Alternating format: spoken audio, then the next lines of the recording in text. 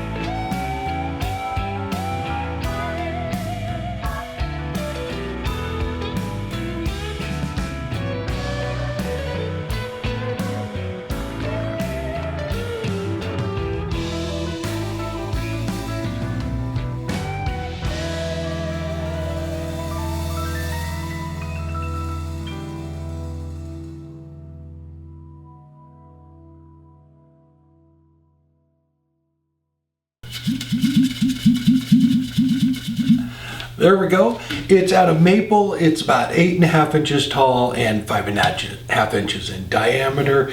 Don't tell Robin, but this was like a super dry piece of maple, and it was like not the best wood to turn.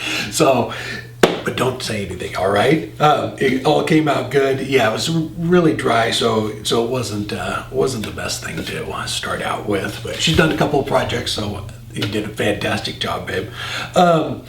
Carving it out. So a couple of things. So our original plan was she was going to do the outside of it and I was going to carve it out, and we were going to pour resin in this part of it. And the more I got to thinking about it, it was just going to be a giant mess, and I wasn't quite sure how to tape everything off, get the bubbles out of it and all of it. So I may do it again, but I need to figure out a way to, I can't hollow it out first. Because I can't just put it back on the lathe and then turn all that resin off of there, but try and figure something out. And the other thing is too, and that's why I carved into it like that. The router, it actually worked great. I'd never done that before, and I thought it would try and grab a little bit, but it didn't. I could follow the lines, everything. It's just a 1/4 inch straight bit. It worked fantastic. It was pretty rough, so I hit it with the 80 grit on the DA, little air sander, and clean up all of that. And all I had to hand sand was the little drips here, and because the router was flat, those were actually really clean. It was the part up here where I was having to go around the corner where it was pretty rough, but I was able to get that with the DA. The wood dye worked out great. The reason I taped it all up was I was going to put the clear lacquer over it, but I was also hoping that it would, if I got any drips on it, because the dye is really hard to get out. And that's the same reason I used the wood burner and went around all the edges, because the dye won't go through the burnt part. So it's when they do basket illusions and stuff, that's that burn mark, the dye on the pins won't go through that. So that's why I did that. But really like the way it came out. I think if I was going to do another one, just solid wood like this, what I would do is make it more look like drips, I guess. So I would actually carve out this part of it and leave this raised up so it looked like it was pouring over it. So if you were doing something like that, you can turn just your farthest point there. You can make these however long you want, but you could turn that part down on the lathe, and then all you would have to do is carve out the little bits up there. But it worked out pretty well. Yeah, the router, I was surprised. I thought it was going to try and run on me or jump a little bit, and it really didn't. So I was happy about that. I think that was it. Yeah, maybe we wanted to the reason we wanted to do the resin was it just thought it would look cool dripping over it, or like a paint pour or something like that. It's just, I think it's, especially with a paint pour, it's really thick and it would take forever to dry. And if just masking that off and pouring like down into it, I don't know how that would work out, but I'm happy with how it came out. Super cool. I've never done that before. All right, we are going to be in Seattle next weekend at the Ornamental Turning Symposium. I will put a link down below in the description to their website. It's over by the airport at one of the hotels. So if you're up there, swing on by. It's really cool. If you don't know what ornamental turning is, I'll put a link down below to their Facebook page too, so you can go check it out. It's an amazing piece of equipment, the lathe that does the ornamental turning. So go check that out.